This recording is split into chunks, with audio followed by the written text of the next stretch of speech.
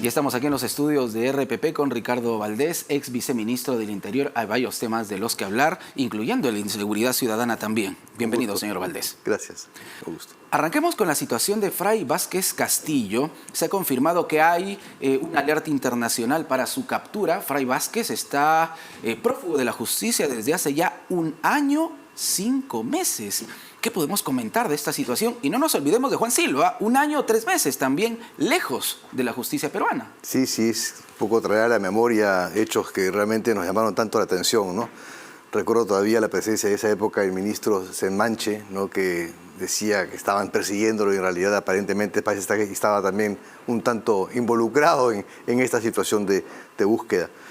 Sí, bueno, creo que el Interpol está en estos momentos en la picota a raíz del caso de Zarratea, ¿no? de Sánchez, de Alejandro Sánchez.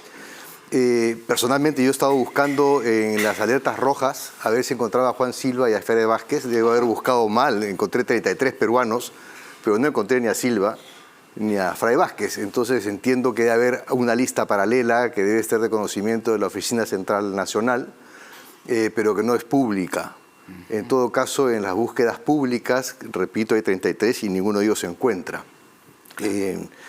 Sin embargo, eso es lo que se ha reportado, ¿no? Desde el Poder Judicial, hay la certeza de que los están buscando en principio. El Poder Judicial dice que sí, que la búsqueda incluso internacional se está realizando, pero ahora, ¿cómo pudo, por ejemplo, el señor Sánchez llegar hasta México? Es increíble el tiempo que ha transcurrido. Porque no tenía pues una alerta roja, claro, no tenía, nadie lo estaba buscando, es increíble. No tenía una orden de detención y por lo tanto simplemente tuvo la mala suerte de ser capturado como un migrante irregular. Y ahora hay que ver si es que realmente puede ser repatriado al Perú, ¿no? Esperemos que realmente las gestiones de la Cancillería tengan en ese sentido resultado. A mí, por ejemplo, en el caso del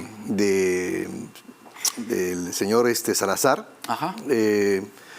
me llama mucho la atención el mal trabajo que ha hecho la Oficina Central Nacional del Interpol en el Perú. Porque cuando ellos recibieron la primera negativa, ellos debieron haber presentado los fundamentos del Ministerio Público, la sentencia del Poder Judicial y para que quede absolutamente claro pues que había una serie de elementos de convicción suficientes.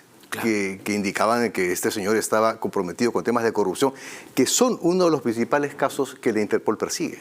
Efectivamente, estamos hablando acá de personajes, el señor Valdés, no solo cuestionados, tienen ya hasta prisión preventiva, están buscados por la justicia. 30 meses, ¿no? Y tienen mucho que decir, Claro. Tienen mucho que decir, eso es importante. Sí, entonces esta oficina central le corresponde al Ministerio del Interior y a la Policía Nacional, y sería bueno saber qué argumentos dieron los de la Interpol Lyon, Francia, para negarle al Perú la alerta roja, ¿no? A mí sería bueno, creo que es importante conocer los argumentos. Claro, porque el dueño de la casa del pasaje Zarratea no cae en manos de la policía por los delitos por los que está siendo buscado en nuestro país. Cae literalmente de casualidad.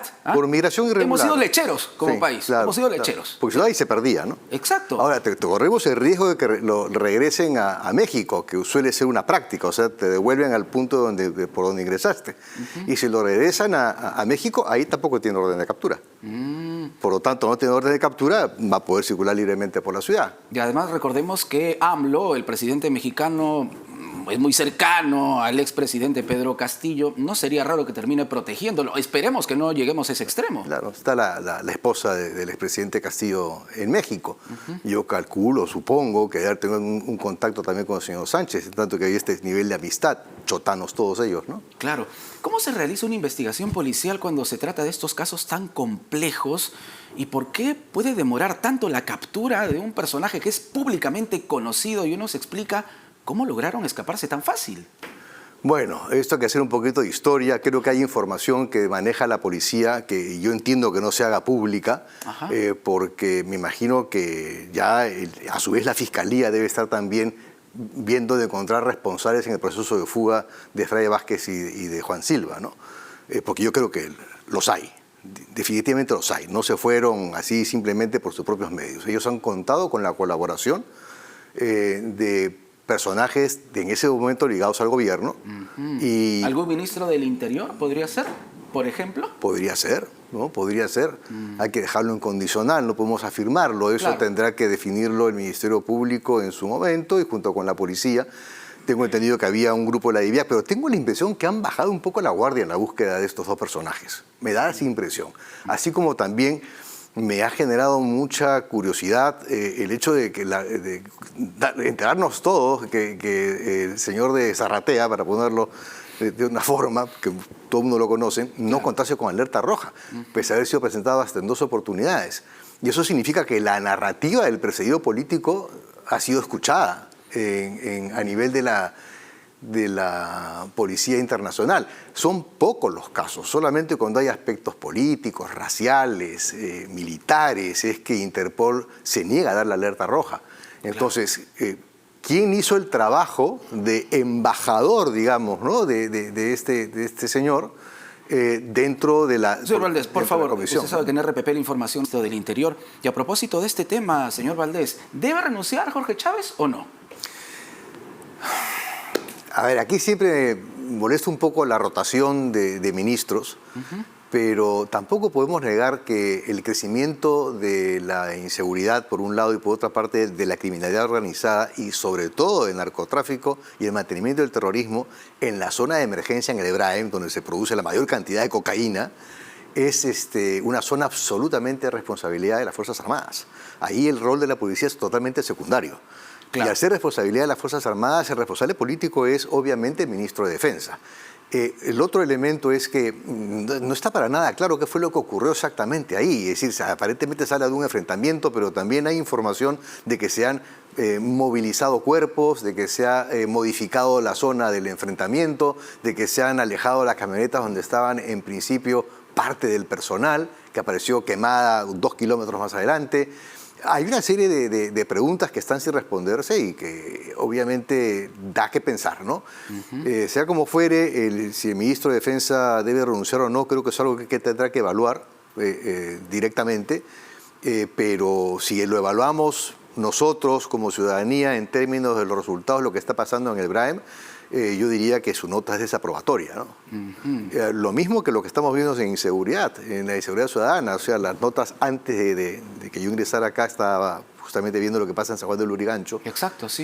Exacto. Una situación ya dramática, los vecinos están desesperados. Sí, pero lo que es importante mirar y ver, hablando de esta preocupación que la presidenta puso sobre el tapete del 28 de julio, es que los resultados que está sacando el INEI a agosto, que en agosto, o sea, ahorita, con respecto al crecimiento de la inseguridad, los últimos 4 meses la inseguridad ha crecido como 4 puntos. ¿Qué significa un punto a nivel nacional? Implica casi 250.000 personas nuevas que han sido víctimas de un delito en la calle. Eso significa que en estos momentos estamos por encima de los 9 millones de personas en el Perú, en este último semestre, que han sido víctimas de un delito. La cifra es importante. Sí. Y a nivel de ciudades, por encima de 20.000 habitantes, que son muchísimas, ya hemos pasado el 30% de victimización. O sea, es 1/3 de la población que se encuentra en ciudades de más de 20.000 habitantes, ¿no? Que son la gran mayoría en el país. Y hay una concentración muy fuerte de crecimiento, sobre todo de uso de armas de fuego. Claro. De este 30% a este 27% a nivel nacional, cerca de la mitad, casi la mitad, ha sido atacada con arma de fuego, y eso implica una mayor inversión en criminalística y en unidades de investigación criminal, que siento que es el principal problema que estamos teniendo para luchar contra la inseguridad. Y por eso se buscan algunas alternativas. Se habla del plan Bukele, señor Valdés. ¿Qué opina usted? ¿Se podría aplicar algo de lo que hizo el presidente Bukele aquí en nuestro país? Bukele habla de control territorial como un eje central de su estrategia. Y hay que poner las cosas de perspectiva, ¿no? ¿Cuánto mide El Salvador? Menos de 23.000 kilómetros cuadrados. ¿Cuánto mide el Perú? Un poco más de 1.300.000 kilómetros cuadrados. Es decir, el departamento de Lima es 1,5 veces El Salvador, para que la gente más o menos entienda. Entonces, claro, o sea, si yo tengo aproximadamente 80.000 entre Fuerzas Armadas y Policía, puedo controlar una extensión tan pequeña. Pero hacer eso en un país como el Perú es prácticamente imposible. Claro, y es otro cantar. Como es se otro diría. tema. Lo otro es que allá tienen casi un monoproblema. Es decir, el principal problema y casi único han sido las pandillas. Y vienen siendo las pandillas todavía. Acá no. Aquí lo dijo el ministro.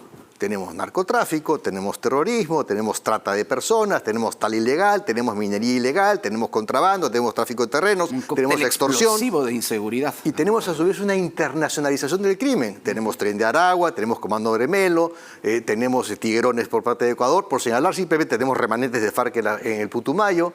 En fin, o sea, tenemos actividad criminal internacional en la frontera Tumbes, en toda la frontera de Loreto, no solamente con Colombia, también con Brasil. En la triple frontera hay una serie de organizaciones criminales que han tomado posesión de la provincia de Mariscal Castilla para el tráfico de drogas, y lo propio para lo que es el trasiego de oro ilegal hacia Bolivia. Entonces, es mucho, muy complejo. Y por otra parte, aquí tenemos casi 70 penales. Entonces, no se puede comparar la realidad de El Salvador con la realidad peruana. Pero ahora, Alberto Taro le ha dicho, no hay plan Bukele, pero sí plan Boluarte. Mira, ¿Realmente existe un plan Boluarte? No, a ver, lo que existe es un plan nacional de seguridad ciudadana al 2030. Es una política. Esa política está vigente desde el año 2021. Parece que no la han leído. Y lo que tienen que hacer es realmente invertir en esa política. Y tenemos un sistema nacional de seguridad ciudadana. Porque esto no es un problema policial. Aquí está el Ministerio Público, Poder Judicial, INPE, alcaldes, serenazgos, seguridad privada. Y esto va de la unidad más pequeña territorial, que es el distrito, a la provincia, a la región y al país. Y en cada nivel hay responsables que tienen que coordinar esta política, pero no conversan entre sí. Y no tenemos un liderazgo por parte del Ejecutivo a nivel del Premier o de la Presidenta, que eso es lo que corresponde. Eso es lo que hace falta, porque normas tenemos muchísimas. Lo que hace falta es aplicarlas y darles recursos a la gente que tiene que aplicar esas normas. Claro, somos un país que tiene más de 30.000 leyes. El asunto es que no se cumplen muchas veces. Bueno, y ahora en el Congreso han presentado un paquete de 30 y tantas normas adicionales. Muy bien. Señor Valdés, muchísimas gracias. Con gusto. Gracias por su aporte, Ricardo Valdés.